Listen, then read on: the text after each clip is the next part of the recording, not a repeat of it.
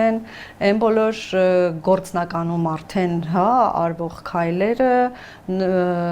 նոր գործարանները, ատոմակայանը, դրոնները եւ մնացած դե լավ էլի։ Նախագահին են ցիտում։ Մոտավորապես նման մի բան էր ասել։ Հասկացա։ Ով ինչ ուզում ասում է այսօր, բայց պետք է մի հատ հարց տալ ինչ նկատի ունես դրանով, որովհետև էլի եմ կրկնում, իրենք նկատի ունեն, որ եթե ռուս սահմանապահը այդտեղ կանգնած չէ,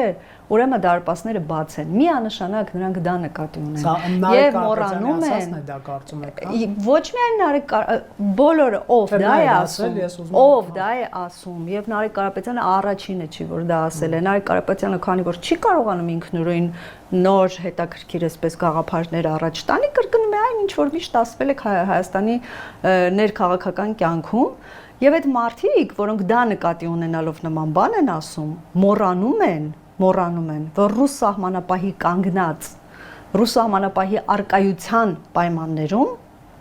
պայմաններում է, որ Արցախը հայաթափվեց։ Եվ որևէ մեկը այնտեղ մատին չդրեց, եւ նորից հուսալ, եւ մեզ մեղադրել դավաճանության մեջ, եւ հուսալ, որ այս անգամ կփրկեն, վերջին մի քանի 100 տարին հայ ժողովուրդը միշտ այդ հույսը ունեցել է։ Մենք որոշել ենք, որ այլևս սին հույսեր չենք փայփայելու։ Հիմա ամեն ինչ գործնականում